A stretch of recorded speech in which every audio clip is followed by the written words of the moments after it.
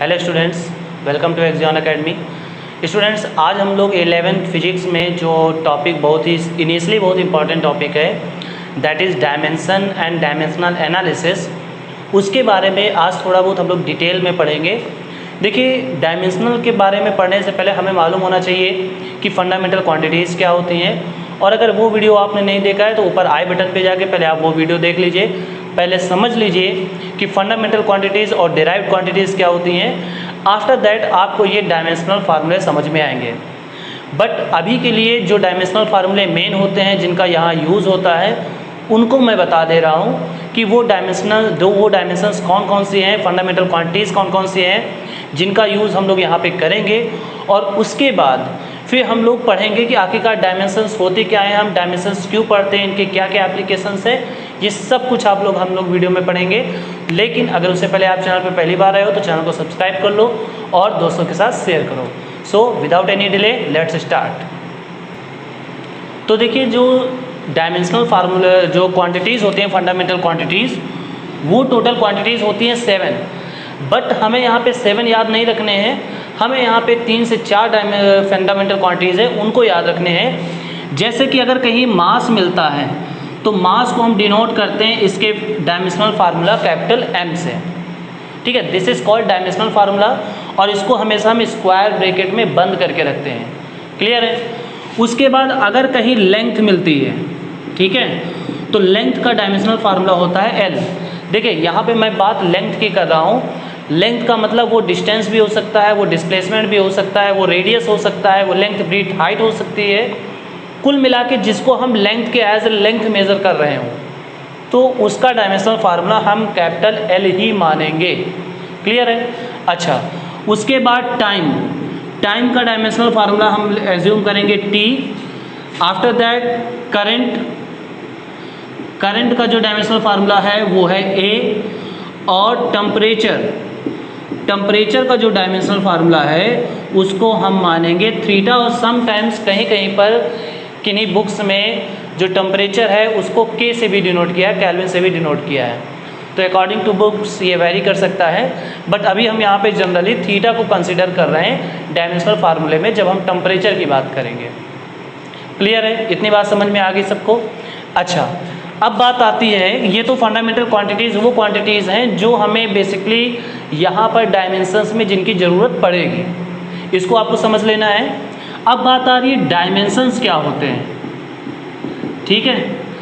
Dimensions क्या होते हैं, तो देखिए, जो क्वांटिटीज़ होती है वो 2 टाइप की होती हैं, फिजिकल जो fundamental quantities and derived quantities. तो डिराइव्ड क्वांटिटी को रिप्रेजेंट्स करने के लिए फंडामेंटल क्वांटिटीज़ के ऊपर जो भी पावर्स लगाते हैं उनको हम बोलते हैं डायमेंशंस। सपोज दैट अगर हमें यहाँ पे वेलोसिटी को डिराइव करना है, वेलोसिटी को, तो वेलोसिटी की यूनिट जो है वो है मीटर पर सेकेंड। तो इसके हिसाब से इसका जो डायमेंशनल फार्मूला बना वो बना L upon T, that means LT-1। तो ये जो पावर 1 है और ये जो पावर -1 है, इसको हम बोलते हैं कि ये डायमेंशंस है, ठीक है। उसके बाद जब हम फंडामेंटल क्वांटिटीज़ के ऊपर ये सब वैल्यूज़ डायमेंशंस लगा करके जो लिखते हैं उसको बोला जाता है डायमेंशनल फार्मूला। क्लियर हो गई बात, इसको हम क्या बोलते हैं, डायमेंशनल फार्मूला। तो देखिए, बेसिकली डायमेंशनल फार्मूला अगर हमें निकालना है तो हमें फर्स्ट ऑफ ऑल हमें सारे फार्मूले लर्न होने चाहिए। फार्मूले लर्न होंगे तो हम किसी भी फिजिकल क्वांटिटी का डायमेंशनल फार्मूला आसानी से निकाल लेंगे विदाउट एनी प्रॉब्लम, ठीक है। तो अब देखिए, जैसे मान लिया यहाँ पे ये आपको कुछ फंडामेंटल क्वांटिटीज अच्छे से समझ लेनी है। अब जैसे मान लिया आपसे कह दिया जाए कि बताओ एरिया का डायमेंशनल फार्मूला क्या होगा, तो अगर हम एरिया का डायमेंशनल फार्मूला देखें तो एरिया चाहे रेक्टेंगल का होगा तो L इंटू बी, स्क्वायर का होगा तो साइड स्क्वायर, सर्किल का होगा तो पाई आर स्क्वायर। इन सब में 2 बार मल्टीप्लाई हुआ है उनकी लेंथ का, ठीक है।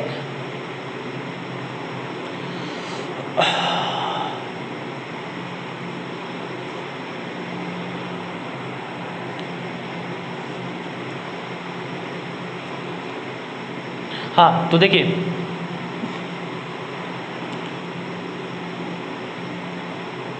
तो 2 बार लेंथ में मल्टीप्लाई होने का मतलब क्या है, जैसे लेंथ इनटू ब्रीथ, तो दोनों एक प्रकार की लेंथ ही होती हैं जिनको हम मीटर या सेंटीमीटर में मेज़र करते हैं, और ये तो 2 बार मल्टीप्लाई ही है। और यहाँ भी क्या है, रेडियस है, रेडियस का मतलब लेंथ इनटू लेंथ, यानी एरिया का जो डायमेंशनल फार्मूला बनेगा वो बनेगा एल स्क्वायर। एरिया का जो डायमेंशनल फार्मूला बनेगा वो बनेगा एल स्क्वायर। उसके बाद अगर सिमिलरली अगर हम वॉल्यूम का देखें तो वॉल्यूम का डायमेंशनल फार्मूला क्या होगा, एल क्यूब, क्योंकि वॉल्यूम क्या होता है क्यूबाइड का, length into breadth into height. देखिए कोई भी वॉल्यूम, किसी भी 3D शेप का वॉल्यूम हो उसमें 3 क्वांटिटीज़ का मल्टीप्लाई जरूर होना है, चाहे वो क्यूबॉइड हो लेंथ ब्रीथ हाइट, चाहे वो क्यूब हो side into side into side, चाहे वो सिलेंडर हो पाई आर स्क्वायर एच, आर का 2 बार और एच 1 बार, ठीक है। तो कुल मिला के 3 बार लेंथ का मल्टीप्लाई होता है, तो हम यहाँ पे वॉल्यूम का डायमेंशनल फार्मूला क्या मानेंगे, एल क्यूब। क्लियर है, ओके।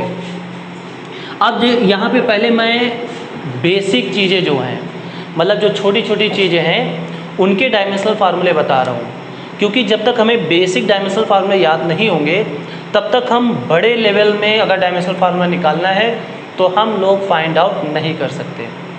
क्लियर है, चलिए अगर हम बात करें, अभी वेलोसिटी की हमने बात की थी, तो वेलोसिटी इक्वल टू क्या होता है, वेलोसिटी इक्वल टू होता है डिस्प्लेसमेंट अपॉन टाइम, ये फार्मूला होता है डिस्प्लेसमेंट अपॉन टाइम। तो डिस्प्लेसमेंट का हो गया एल और टाइम का हो गया टी, तो यहाँ से आ गया L T -1, this is the dimensional formula of velocity. Similarly speed की भी यही डायमेंशनल फार्मूला होगा, स्पीड के लिए भी यही डायमेंशनल फार्मूला होगा। अब अगर हम बात करें एक्सेलरेशन की, तो एक्सेलरेशन मीन्स क्या होता है, change in velocity upon time. तो चेंज इन वेलोसिटी अगर यानी कुल मिला के ऊपर वेलोसिटी है तो इसका एक्सेलरेशन हो डायमेंशनल फार्मूला होगा एल टी -1 और अपॉन में टी, तो यहाँ से ये समझ में आया एल टी -2। सो फाइनली जो एक्सेलरेशन का डायमेंशनल फार्मूला बनेगा वो बनेगा एल टी -2। इतनी बात समझ में आ गई। अब यहाँ तक हम लोग निकाल चुके हैं, एक्सेलरेशन निकाल चुके हैं, एरिया वॉल्यूम इसके डायमेंशनल फार्मूले निकाल चुके हैं। अब हम लोग most important dimensional formula force, जो कई जगह पर लगता है, उसको निकालेंगे। ठीक है, तो force F equal to formula क्या होता है, F इक्वल टू फार्मूला होता है ma। जैसा कि हमने बताया है कि अगर आपको डायमेंशनल फार्मूले निकालने हैं तो फार्मूले अच्छे से याद होने चाहिए। फार्मूले याद होने के बाद ही आप डायमेंशनल फार्मूला को निकाल सकते हो। देखो डायमेंशनल फार्मूला निकालने से 2 फायदे होते हैं। पहला तो हमें फार्मूले लर्न हो जाते हैं which are basically important for numericals. ठीक है, अगर हमें जो फार्मूले अगर अच्छे से याद होंगे तो हम न्यूमेरिकल्स को अच्छे से सॉल्व कर सकते हैं। ठीक, और दूसरा ये होता है डायमेंशनल फार्मूला निकालने के लिए हम अगर फार्मूले याद हैं तो डायमेंशनल फार्मूला भी निकाल सकते हैं। तो यहाँ पे m का हो गया कैपिटल M और ये है एक्सेलरेशन जो कि होता है एल टी -2। सो फाइनली आया M L T -2। So this is the dimensional formula for force. अब अगर मान लो हमें प्रेशर का निकालना हो तो प्रेशर इक्वल टू क्या होता है, F अपॉन ए। F हम पहले से निकाल चुके हैं, तो यहाँ से आ जाएगा एम एल टी -2 अपॉन में a यानी एल स्क्वायर। सो फाइनली यहाँ आ जाएगा एम एल -1 टी -2। समझ में आ गई बात, एम एल -1 टी -2 ये हो गया प्रेशर का। अब सपोज दैट मान लो हमें एनर्जी की निकालनी है, तो एनर्जी के लिए सपोज दैट अभी मैं काइनेटिक एनर्जी ले रहा हूँ। यहाँ पर आप कोई भी एनर्जी ले सकते हो, एनर्जी कोई भी हो, सबका डायमेंशनल फार्मूला वही होता है जो यहाँ पे आएगा। मतलब वो चाहे पोटेंशियल एनर्जी हो, चाहे इलास्टिक पोटेंशियल एनर्जी हो, या कोई भी एनर्जी हो, एनर्जी और वर्क दोनों के डायमेंशनल फार्मूले सेम होते हैं। ठीक है, तो देखिए यहाँ पे काइनेटिक एनर्जी फार्मूला क्या होता है, हाफ mv²। यहाँ पे जो कांस्टेंट वर्ड है, कांस्टेंट वैल्यू है, इसका कोई डायमेंशनल फार्मूला नहीं होता है। ये जो कांस्टेंट है इसका कोई भी डायमेंशनल फार्मूला नहीं होता है। तो हम सीधे यहाँ पे आएंगे, m का हो गया m और v² का होता है, v का होता है एल टी -1 और इसका स्क्वायर। जब इसको सॉल्व करेंगे तो आएगा ml² t -2। जब यहाँ मल्टीप्लाई होगा तो एल स्क्वायर टी की power minus 2. So finally the dimensional formula of kinetic energy will be ml square t minus 2, and this dimensional formula is same for all types of energy whether it is work or energy. चाहे वो work हो या energy हो, दोनों के लिए dimensional formula यही माना जाएगा. सो आई होप कि काफ़ी हद तक आपको समझ में आ गया होगा कि किस तरीके से हम वैल्यू रिप्लेस करके फाइनली मैं लास्ट एक बता रहा हूँ, और वो है यूनिवर्सल ग्रेविटेशनल कांस्टेंट, कि उसको हम कैसे सॉल्व करके और उसका डायमेंशनल फार्मूला कैसे निकाल सकते हैं. तो यहाँ पे यूनिवर्सल ग्रेविटेशनल फार्मूला कांस्टेंट का अगर हमें डायमेंशनल फार्मूला निकालना है तो हमें एक ऐसा फार्मूला देखना पड़ेगा जिसमें से वो वैल्यू यानी यूनिवर्सल ग्रेविटेशनल कांस्टेंट आता हो. तो वो होता है gravitational force Fg equals capital G m1 m2 upon r square.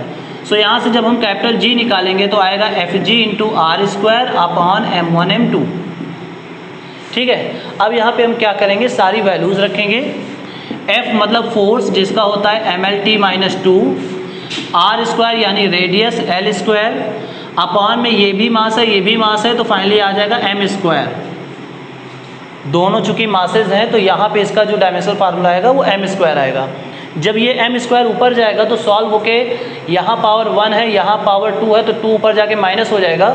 So minus 2 में यहाँ से फाइनली g का जो आएगा वो आएगा ml m minus 1 l cube t minus 2. This is the dimensional formula of universal gravitational constant. तो ये तरीका आपको समझ में आ गया होगा कि कैसे फार्मूले को रिप्लेस करके जिसका भी डायमेंशनल फार्मूला निकालना होता है उसको हम डायमेंशनल फार्मूला निकाल सकते हैं. नीट एंड क्लीन हो गया, समझ में आ गया. सो अब हम लोग यहाँ पे स्टडी करेंगे कि आखिरकार ये डायमेंशनल एनालिसिस हम लोग पढ़ते क्यों हैं.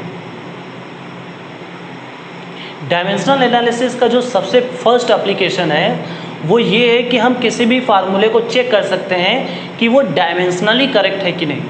देखिए यहाँ पे डायमेंशनली वर्ड का मतलब ये बिल्कुल नहीं है कि वो फार्मूला गलत है. अगर कोई फार्मूला डायमेंशनली करेक्ट नहीं है, it doesn't mean that it is mathematically wrong, कि वो मैथमेटिकली रॉन्ग है, ये ऐसा बिल्कुल नहीं है. डायमेंशनली इनकरेक्ट होने पे समटाइम्स कभी कभार ऐसा होता है कि वो मैथमेटिकली भी इनकरेक्ट होता है, लेकिन कभी कभी लेस दैन 10% में ऐसा हो जाता है कि वो मैथमेटिकली इनकरेक्ट होता है, बट जो डायमेंशनली इनकरेक्ट होता है बट मैथमेटिकली वो करेक्ट होता है. ठीक है, लेकिन हमें यहाँ पे ये नहीं देखना है. हम यहाँ पे केवल इतना सा चेक करेंगे कोई भी एक फार्मूला डायमेंशनली करेक्ट है या इनकरेक्ट है, इसको हम चेक करेंगे. क्लियर है. देखिए जैसे हमने मान लो फार्मूला लिखा W equal to F into s. ठीक, हमें पता है कि ये फार्मूला बिल्कुल सही है, दिस इज राइट. ठीक है, ये फार्मूला बिल्कुल सही है, लेकिन हम कैसे पता करेंगे, हम क्या करेंगे, लेफ्ट हैंड साइड का डायमेंशनल फार्मूला और राइट हैंड साइड का डायमेंशनल फार्मूला निकालेंगे.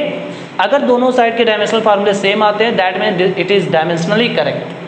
क्लियर है. सो यहाँ पे वर्क है तो वर्क का डायमेंशनल फार्मूला क्या होता है, ml स्क्वायर t माइनस 2. और राइट साइड में दो चीज़ें हैं, फोर्स, तो फोर्स का हो गया mlt माइनस 2, देन डिस्प्लेसमेंट जिसका होता है L, और दोनों को सॉल्व करेंगे तो ml स्क्वायर t माइनस 2.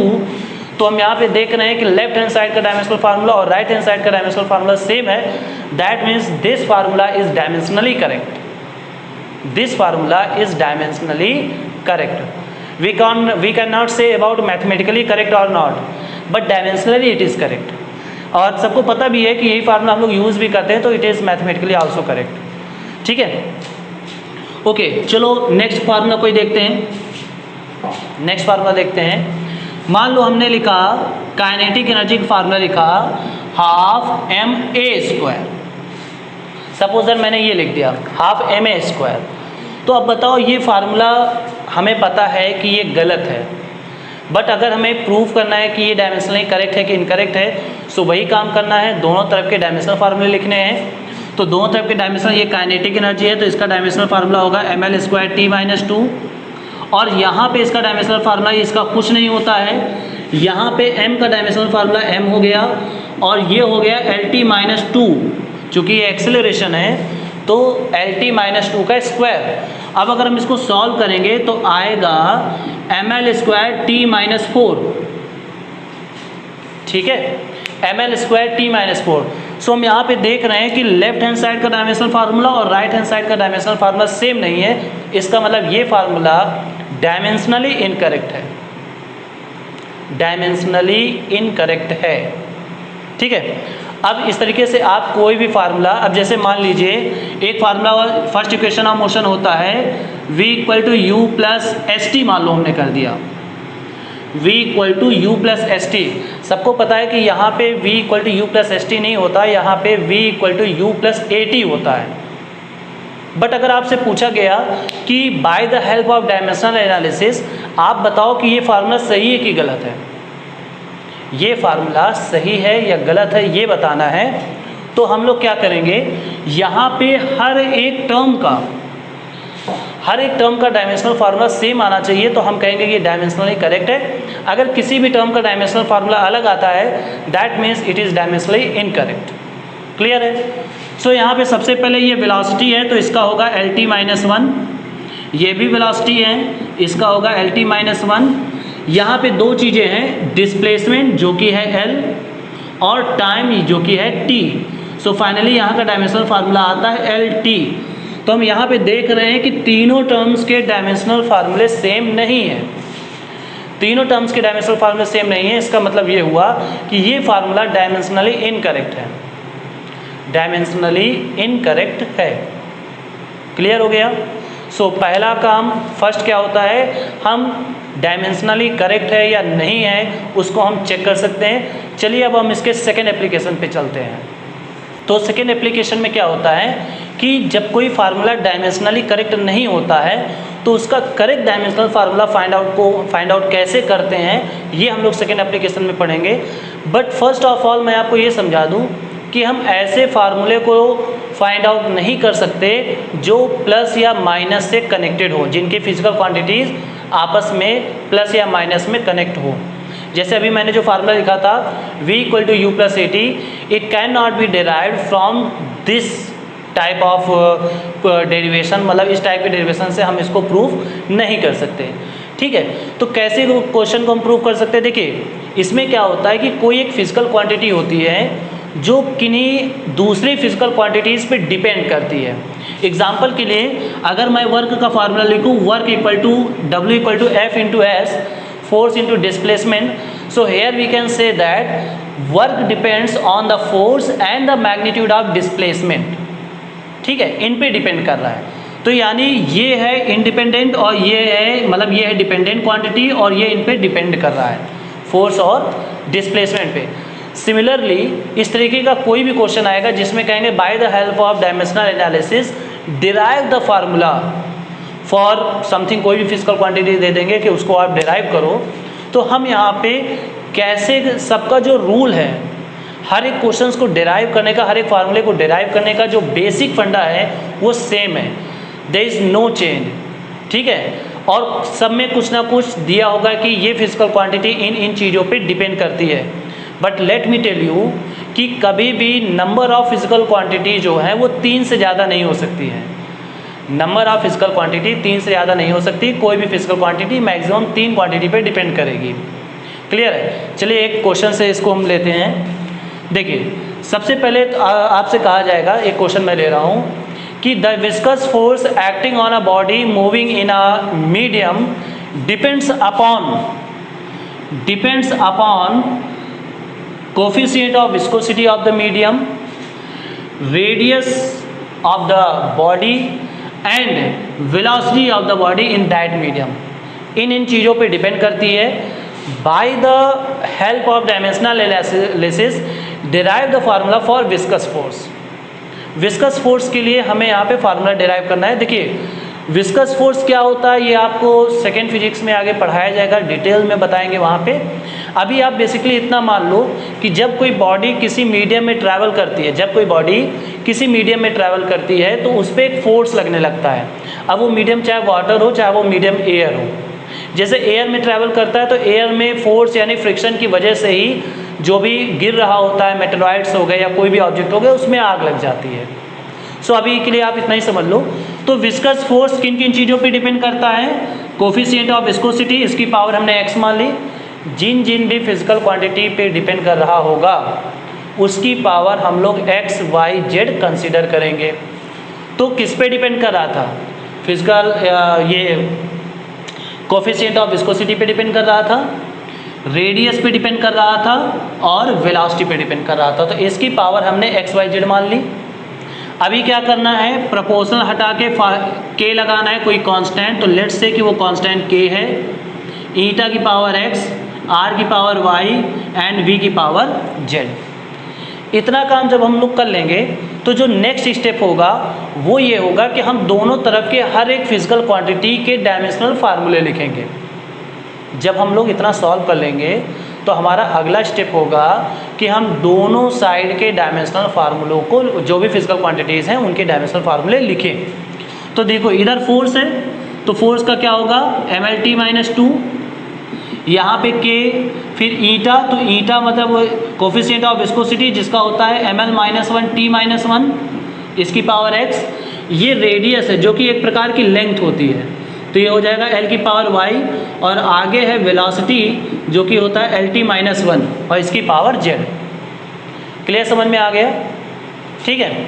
अब देखिए यहाँ पे क्या होगा कि हम दोनों तरफ के डायमेंशनल फार्मूले, जो राइट साइड में डायमेंशनल फार्मूले अलग अलग लिखे हैं, उनको कंपाइल करके सिंगल इक्वेशन में लिखेंगे। तो देखो यहाँ से क्या आ जाएगा, समझना ध्यान से, m की पावर x, क्योंकि m इसके अलावा कहीं भी नहीं है। ठीक, l देखिए, l यहाँ भी मिलेगा, l यहाँ भी मिलेगा, l यहाँ भी मिलेगा। तो हम कह सकते हैं l की पावर, यहाँ जब इसका मल्टीप्लाई होगा तो -x, यहाँ मल्टीप्लाई होगा तो प्लस का y, और यहाँ मल्टीप्लाई होगा तो प्लस का z। सो ये हो जाएगा l की पावर।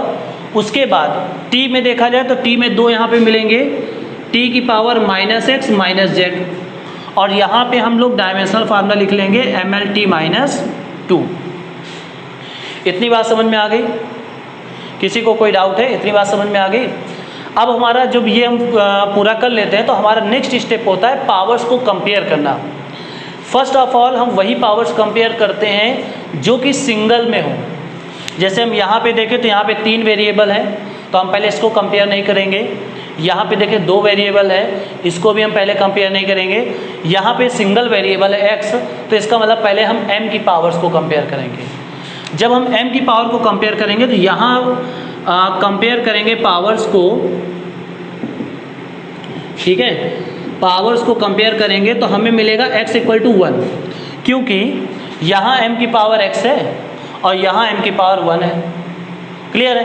अब हम पावर कंपेयर करेंगे t वाले का, क्योंकि t में से x तो मालूम हो चुका है हमें, तो इससे हमें z मिल जाएगा। तो जब हम t का कंपेयर करेंगे तो -x -z = t, यहाँ कितना है -2। सो फाइनली जब z उधर जाएगा तो z = आ जाएगा 2 - x, क्योंकि 2 इधर आके पॉजिटिव हो जाएगा और z उधर जाके पॉजिटिव हो जाएगा। सो यहाँ पे x की वैल्यू कितनी है, 1, तो 2 - 1, दैट मीन्स z = 1, z = 1, ये मिल गया हमें। उसके बाद अब हम यहाँ पे जो थर्ड वाला कंपेयर करेंगे, l वाला, क्योंकि इसमें हमें x और z मालूम हो चुका है, तो हम वैल्यू रख के y की वैल्यू निकाल सकते हैं। जब हम इसको कंपेयर करेंगे तो -x + y एंड +z, यहाँ पे कितना है, l की पावर 1, ठीक है। यहाँ पे वैल्यू रखेंगे -1 + y, z की वैल्यू भी 1 आई थी, =1, सो 1 से 1 कैंसिल आउट, सो y = भी क्या आया, 1। So here we can say that the value of x, y, z is 1, 1 and 1. Now we will put the value of x, y, z into the equation first. ठीक है, हम लोग first equation में इसको put करेंगे। जब first equation में x, y, z की वैल्यू पुट करेंगे तो हमें फार्मूला मिलेगा ईटा आर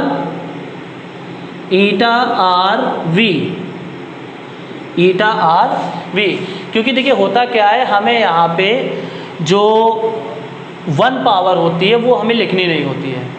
बात क्लियर है? 1 पावर हमें लिखनी नहीं होती है, इसलिए यहाँ पे ईटा आर वी। अब यहाँ पे बात आती है के की, तो देखिए ये इसकी एक लिमिटेशंस है डायमेंशनल एनालिसिस की, कि हम लोग कांस्टेंट की वैल्यू नहीं निकाल सकते। अगर हमें फार्मूला याद है तो हम लिख देते हैं by practically the value of constant K equals this, और अगर हमें नहीं मालूम है तो हम लोग लिख देते हैं कि we can find the value of constant K by practical या प्रैक्टिकली।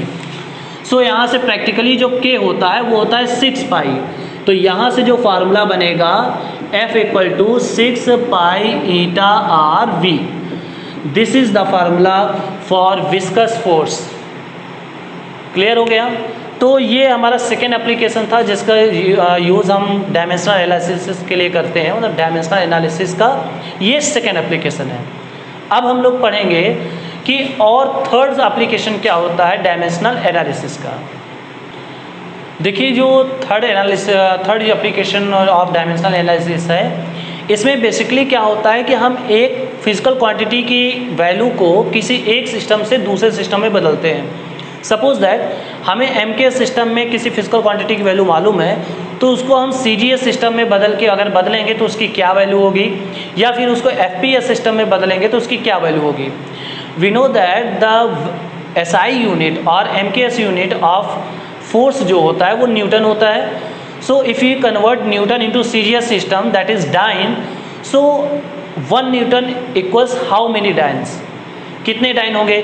या फिर हम ये कहें कि जो एनर्जी की यूनिट होती है वो होती है जूल MKS यूनिट में। सो if you convert joule into CGS system, और CGS सिस्टम में जो इसकी यूनिट होती है वो होती है अर्ग, तो कितने अर्ग होंगे एक जूल में, ये हम लोग इस थर्ड एप्लीकेशन में पता करते हैं।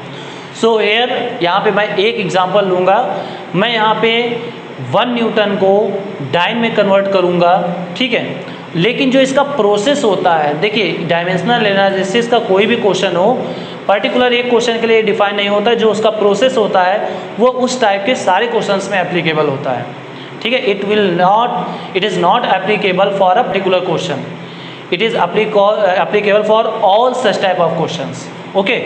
सो यहाँ पे हम बदलेंगे कि 1 न्यूटन में कितने डाइन होते हैं, ये हमें बताना है। सो पहला काम होता है, हम लोग यहाँ पे लिखेंगे N1 U1 equal to N2 U2, ठीक। N1 मीन्स क्या होता है, न्यूमेरिकल वैल्यू, उसका मैग्नीट्यूड। U1 होता है उस फिजिकल क्वांटिटी का dimensional formula in first system. N2 magnitude of that physical quantity in second system, and U2 is the dimensional formula of the second system of the same quantity. So हमें यहाँ पे निकालना क्या है, यहाँ पे हमें N2 निकालना है, तो N2 इक्वल टू आ जाएगा N1 U1 अपॉन U2। सो N1 का मतलब हम कितने डाइन को बदल रहे हैं, हम 1 न्यूटन को बदल रहे हैं, तो हम यहाँ पे N1 की जगह पे लिखेंगे 1, ठीक। उसके बाद U1 की जगह पे क्या लिखेंगे, डायमेंशनल फार्मूला, तो हम किस फिजिकल क्वांटिटी को बदल रहे हैं, हम फोर्स को बदल रहे हैं, फोर्स की यूनिट न्यूटन होती है, हम फोर्स को बदल रहे हैं। तो फोर्स का डायमेंशनल फार्मूला क्या होगा, फोर्स का डायमेंशनल फार्मूला होता है MLT - 2, तो हम यहाँ पे 1 1 1 कर देंगे। सिमिलरली यहाँ पे क्या आ जाएगा, M2 L2 T2 - 2, M2 L2 T2 - 2, ठीक है। ये डायमेंशनल फार्मूला वही है, बस केवल हमने 1 की जगह पे 2 लगा दिया, क्योंकि ये सेकेंड सिस्टम की बात कर रहा है। अब यहाँ पे इसको सही हिसाब से लिख लेंगे, वर्क का कोई मतलब नहीं है। यहाँ से आ जाएगा M1 अपॉन M2, दूसरे ब्रैकेट में L1 अपॉन L2, और यहाँ पे आ जाएगा T2 अपॉन T1 का होल स्क्वायर। देखिए पावर्स निगेटिव थी तो इसको ऊपर ले गए तो ये पॉजिटिव हो गया, इसको नीचे ले आए तो ये पॉजिटिव हो गया, तो इस हिसाब से यहाँ लिख देंगे। क्लियर है। अब यहाँ पे मेन बात आती है कि क्या कैसे हमें वैल्यू रखनी है।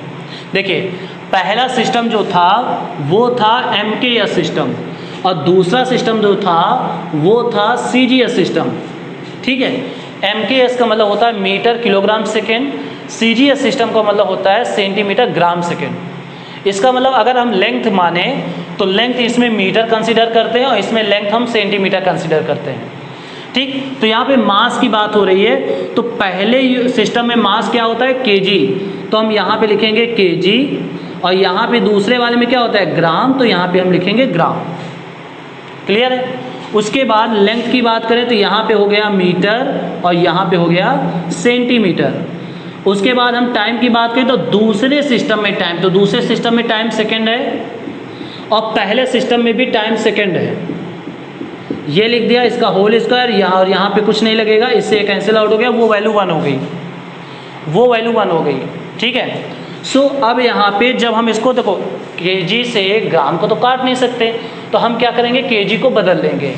जब kg को बदलेंगे तो ये आ जाएगा 1000 ग्राम, ठीक है। और ये अपॉन में ग्राम आ गया। उसके बाद देखो ये है मीटर और ये है सेंटीमीटर। सो हम मीटर से सेंटीमीटर को भी कैंसिल आउट नहीं कर सकते, तो यहाँ पे क्या लिखेंगे, यहाँ पे लिखेंगे 100 सेंटीमीटर, और यहाँ पे क्या लिखेंगे, यहाँ पे लिखेंगे सेंटीमीटर। इससे ये कट गया, इससे ये कट गया। So finally 10 to the power 3 and 10 to the power 2, सो कितना आया 10 to the power 5। यहाँ पे ये वैल्यू है 1000, that means 10 to the power 3। उसके बाद ये वैल्यू है 100 and that means 10 to the power 2। So finally कितना आ गया 10 to the power 5। तो हम यहाँ पे ये कह सकते हैं कि 1 newton equals 10 to the power 5 dyne. I hope आपको ये बात पूरी समझ में आ गई होगी। जो इसका प्रोसेस होता है वो सब के लिए सिमिलर होता है, ये कोई पर्टिकुलर क्वेश्चंस के लिए नहीं है। ये इस तरीके के सारे क्वेश्चंस के लिए यही पैटर्न हम लोग यूज़ करते हैं। आई होप आपको ये डायमेंशनल जो एनालिसिस है इसका ये छोटा सा टॉपिक समझ में आ गया, हालांकि वीडियो काफ़ी बड़ा था। अब हम इसके अगले वीडियो में डायमेंशनल एनालिसिस से क्या क्या कर सकते हैं, क्या क्या नहीं कर सकते हैं, उसको हम लोग थोड़ा बहुत डिटेल में समझ लेंगे। बट उनके एप्लीकेशंस क्या हैं ये मैंने आपको समझा दिया है। वीडियो पसंद आया हो तो दोस्तों के साथ शेयर कीजिएगा, और सब्सक्राइब ना किया हो तो सब्सक्राइब माय चैनल।